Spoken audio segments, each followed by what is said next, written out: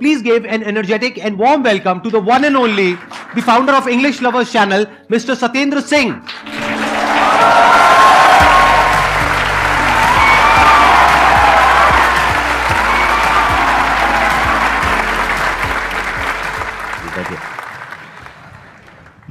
Is it real or is it still a dream that I am? तो हाथ मिलाओ ना. सर को देख के वैसे मुझे अभी समझ नहीं आ रहा कि मैं बोल क्या रहा हूँ, मैं कहाँ बैठा हूँ. पूरा ब्लैंक हुआ पड़ा है सीरियसली, क्योंकि यकीन कर पाना बड़ा मुश्किल है. शायद आप लोगों की भी वही फीलिंग हो रही है. और एक बात और, जब स्टेज के आप उस तरफ बैठे हो तो फीलिंग शायद 50% है. यहाँ पर आ जाओगे ना, आधे आप में से शायद बेहोश हो जाएंगे.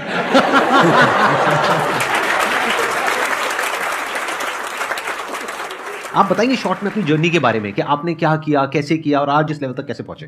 पहले मैंने शुरुआत की थी, MBA किया, जैसे नॉर्मल सभी अपनी ग्रेजुएशन करते हैं, फिर MBA किया. और उसके बाद मुझे लगा कि कुछ लाइफ में करना है. तो मेरे जो ग्रुप था, सभी दोस्त, कोई डॉक्टर बन गया, कोई इंजीनियर बन गया. तो मुझे लगा भाई तू तो रह गया, तू क्या करेगा. तो उस टाइम पे मैंने इंग्लिश का सहारा लिया. आप रहने वाले कहाँ के हैं? सर भिवानी हरियाणा से. भिवानी हरियाणा से. तो उसके बाद फिर मैंने स्पोकन इंग्लिश का वहाँ देखा, तो कोई ऐसा माहौल हमारे वहाँ पे नहीं था. सारे हरियाणवी में बात करते हैं. कॉलेज में आप जाओगे तो अगर आप हिंदी बोलोगे तो क्या देंगे, गणा मत से है. बोला अंग्रेज चले गए, बोला तन्ना छोड़ गए. तो उस वजह से फिर मैंने भिवानी को छोड़ ही दिया. कॉलेज भी मैं कभी कभी जाता था. मैंने दिल्ली ट्रेन में आना जाना स्टार्ट किया. तो यहाँ मैंने 1-2 इंस्टीट्यूट ज्वाइन किए स्पोकन इंग्लिश के CP में. और वहाँ फिर मेरी हल्की सी जर्नी स्टार्ट हुई. और उस दौरान मेरा ये था कि यार इंग्लिश तुझे आती है नहीं आती, आपको सेल्फ बिलीफ नहीं हो पाता ना कि मेरी अच्छी कितनी है. तो उसके लिए आपको कोई पैरामीटर चाहिए होता है, कुछ टेस्ट करना होता है. तो उस टाइम पे नया नया 2005 या 6 की मैं बात कर रहा हूँ. मैं बहुत बूढ़ा हूँ, ठीक है. तो कितने हो वैसे, क्या एज है आपकी? सर मेरी 37 है. अभी नवंबर में 38 का मैं हूँ. मेरे से कम बूढ़े हो. सर आप तो अगले 50 साल भी बूढ़े नहीं होने वाले.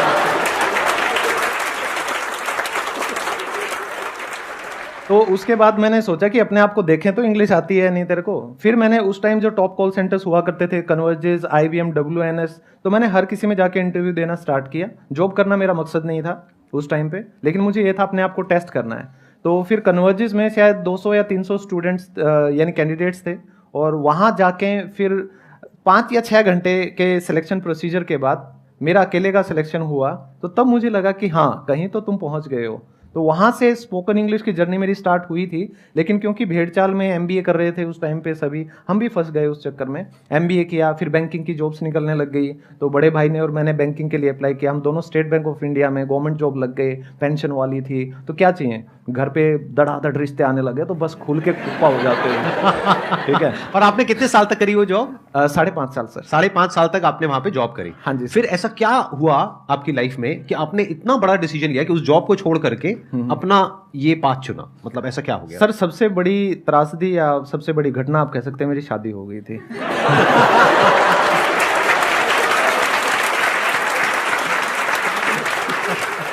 लेकिन शादी होने के बाद तो रिस्पॉन्सिबिलिटीज और बढ़ जाती हैं, उसके बाद तो प्रेशर भी बढ़ जाता है. बिल्कुल सर. लेकिन वहां पे हुआ क्या, वो जो प्रेशर था, उस घबराहट के अंदर मुझे ये समझ आने लग गया कि भाई शादी तो चलो कर ली, ये तो किसी तरह मैं शायद निभा लूंगा, लेकिन ये जो जॉब है ना, ये मेरी सेकंड वाइफ है और इसके साथ मेरा रिश्ता जम नहीं रहा कुछ, तो इससे तलाक ले लेना चाहिए. तो या तो मेरा जो रियल वाइफ है उनसे तलाक हो जाता या शादी उनसे हो जाता. तो मुझे लगा कि भाई तो अब उन्होंने भी सपोर्ट किया होगा. लेकिन वहां पे एक चीज और हुई सर. जब मैंने जॉब छोड़ने का डिसीजन लिया, there was no one to support me, to be honest. क्योंकि सोसाइटी के प्रेशर में इवन पेरेंट्स, फ्रेंड्स तो मेरे कभी रहे नहीं. मेरा आज तक कोई दोस्त नहीं है. आज तक नहीं था, आज के बाद है. मैं मजाक नहीं कर रहा.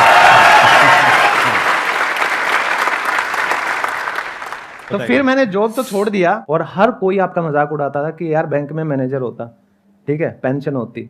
तो आते जाते लोग ताने मार के जाते थे. कोई भी घर में आता था, हर कोई टोंट मारता था, बोला क्या कर लिया. फिर मैंने कहा चलो इनको कुछ ना कुछ तो दिखाना चाहिए. फिर जो अंदर की आपकी आग होती है वो कहीं ना कहीं आपके लिए काम करती है. फिर मैंने 10 साल बाद दोबारा पढ़ाई शुरू की.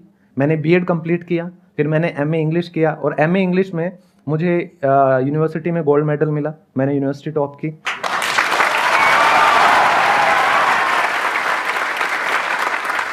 ये जो आपने किया, ये वो जॉब करने के बाद किया? Yes sir. कमाल है। मतलब उस टाइम पे एज कितनी थी आपकी? मेरी एज अभी ये 3 साल पहले की बात है सर। तो तब आई थिंक आप सबसे सीनियर हो गए अपने वहाँ पे? मैं तो कॉलेज में सबसे बूढ़ा मैं ही था। सबसे बूढ़े आप ही थे। फिर उसके बाद ये यूट्यूब की जर्नी कैसे शुरू हुई? सर आपकी जो वीडियो है स्पीक इंग्लिश विद कॉन्फिडेंस, उस वीडियो को देख के मैंने मेरी फर्स्ट वीडियो बनाई। मेरा एक सेशन आया था स्पीक इंग्लिश विद कॉन्फिडेंस, आज से आई थिंक 4 साल पहले, 4 या 5 साल पहले। तो मेरा चैनल बना है 2 साल पहले। अरे वाह क्या बात है। और 2 साल में अच्छी तरक्की करी आपने, मानना पड़ेगा। अब आपके जो भी क्वेश्चंस हैं इंग्लिश स्पीकिंग से रिलेटेड या जो भी हेजिटेशन होती है इंग्लिश बोलने में, वो आप इनसे पूछ सकते हैं। गुड मॉर्निंग सर, मैं ना बेसिकली झारखंड से हूँ। यहाँ मैं DU की स्टूडेंट हूँ, LSR की। तो मैं यहाँ आई हूँ, तो मैंने ये डिफरेंस देखा है ना कि वहाँ से और यहाँ पे ऑलमोस्ट सभी लोग इंग्लिश ही बोलते हैं। बट ये डिफरेंस हो जाता है ना कि कहीं कहीं पे अगर हम नहीं बोल पाते हैं तो हमारा पूरा कॉन्फिडेंस ही लूज़ हो जाता है। लाइक मैं बहुत एक्सट्रोवर्ट टाइप की हूँ, बहुत बोलती हूँ, लेकिन ऐसा कहीं कहीं ऐसा एक प्लेस होता है कि जहाँ मैं नहीं बोल पाती, और शायद मेरे को उसका एक रीज़न लगता है इंग्लिश। तो सर उस टाइम पे कैसे क्या डील करना चाहिए, क्या करना चाहिए? मैंने जैसे शुरुआत में बताया कि मुझे भी सेम आपकी तरह ही ये दिक्कतें फेस करनी पड़ी थी। आप में से कोई भी या इस दुनिया में कोई भी अगर कोई भी नई स्किल को सीखेगा और उसको कोशिश करेगा आजमाने की, तो फंबल तो होंगे, गलतियां तो होंगी। तो आपको ये सोचना है कि आपका मेन टारगेट क्या है, मेन गोल क्या है। उस रास्ते में हर्डल आएंगे, वो हर्डल हमारी ज़िंदगी में होते हैं जो अनचाहे दोस्त, ठीक है, और मैं उन्हें दोस्त नहीं कहता, मोस्टली आज के दिन दोस्ती के नाम पर टाइम पास चल रहा है। तो जो आपका रियल फ्रेंड होगा वो आपकी ग्रोथ में आपको सपोर्ट करेगा। चार्ल्स स्कूली एक अमेरिकन साइकोलॉजिस्ट हुए हैं, उनकी एक लाइन मेरी बड़ी फेवरेट है सर, आप कहें तो प्लीज। वो कहते हैं I am not what I think I am, कि मैं वो नहीं हूं जो मैं सोचता हूं। I am not what you think I am, मैं वो भी नहीं हूं जो आप सोचते हो कि मैं हूं। I am what I think you think I am, कि मैं वो हूं जो मुझे लगता है कि आप मेरे बारे में सोचते हो। तो हम हमेशा हमारी एक इमेज कैरी करके चलते हैं। तो आपको ये सेल्फ रियलाइजेशन अंदर से होना चाहिए कि आपके हितैषी कौन है और आपके अगेंस्ट कौन है। तो अगर आपका मेन गोल सही है, आपको लोगों को दिखाने के लिए आगे नहीं बढ़ना, खुद के लिए आगे बढ़ना है, तो मेरे हिसाब से ये दिक्कत कभी नहीं आएंगी। और आप अपनी बस जर्नी कंटिन्यू रखो, consistency is important. There are lot of places जहां पर के आप जा करके इंग्लिश सीख सकते हैं, जहां पर और भी लोग आ रहे हैं सीखने के लिए। उसमें कुछ बहुत महंगे भी हैं, कुछ सस्ते भी हैं। तो इसलिए नहीं जा रहे आप इंग्लिश सीखने के लिए, क्योंकि वो तो आप यूट्यूब पर भी सीख सकते हैं। वहां पर आप जा रहे हैं प्रैक्टिस करने के लिए, तो वहां पे आप अपना सर्कल बना सकते हैं। अगर क्लास में मानो 20 बच्चे हैं, उसमें हर तरह के होंगे, कुछ की एज ज्यादा होगी, कुछ की कम होगी, और कुछ ऐसे भी होंगे जिनकी जो इंग्लिश है और जो एक्सेंट है वो आपसे भी 100 गुना खराब है।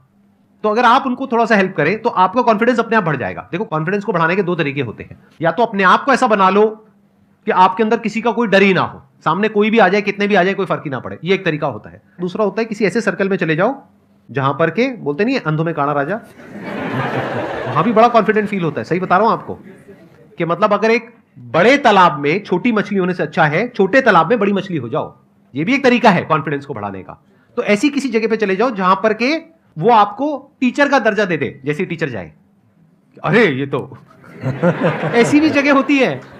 क्योंकि अगर आप ऐसे लोगों के बीच में रहोगे जो बचपन से इंग्लिश बोल रहे हैं, तो आपका कॉन्फिडेंस और कम हो जाएगा।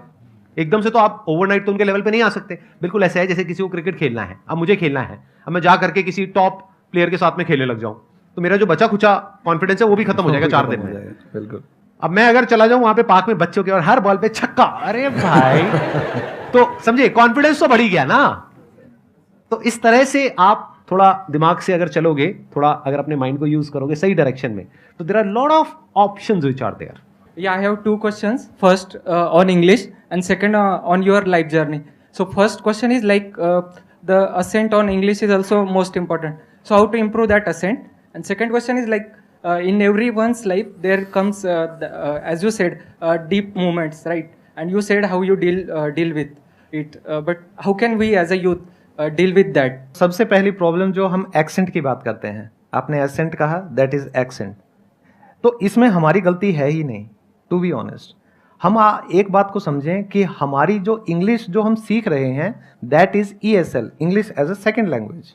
तो हमारी जो मदर टंग है, जो हमारी मातृभाषा है, वो हिंदी, मराठी, गुजराती है, मतलब 22 भाषाएं हमारी कोई सी भी हो सकती है। तो हमारा जो एक्सेंट है वो डिपेंड करता है MTI। तो MTI होता है मदर टंग इन्फ्लुएंस। तो मान लो अगर मैं हरियाणा से हूं, तो अगर मैं कहता हूं अरे भाई देखेंगे, अंग्रेजी सीख ली जाएगी तो सीख ली जाएगी ना, आप इन बेरा कोई फर्क नहीं पड़ता हमारा, ठीक है। बोला घने अंग्रेज आए चले गया, हमने कोई ना सिखा पाया। तो अगर मैं मेरी यही टोन कंटिन्यू रखूं तो जो मेरा गला है, जो वोकल कॉर्ड्स हैं, वो उसी के अकॉर्डिंग सेट हो जाते हैं। तो मैंने इस बात को कुछ ज़्यादा ही सीरियसली ले लिया। तो मेरे आस पड़ोस वाले सारे मेरा मजाक बनाते थे हिंदी में बात करके, देख आ गया अब ये हिंदी में बात करेगा। चलो कोई बात नहीं। लेकिन जब मैंने इंग्लिश को सीखा और फिर मैंने फ़ोन करके उनके इंटरव्यू लेने शुरू किए ना, और जो हड़काया उनको HR मैनेजर बन के, बड़ा मज़ा आया, कसम से बड़ा मज़ा आया। मैं लताड़ता था, मैंने कहा no you don't deserve it, you don't deserve it.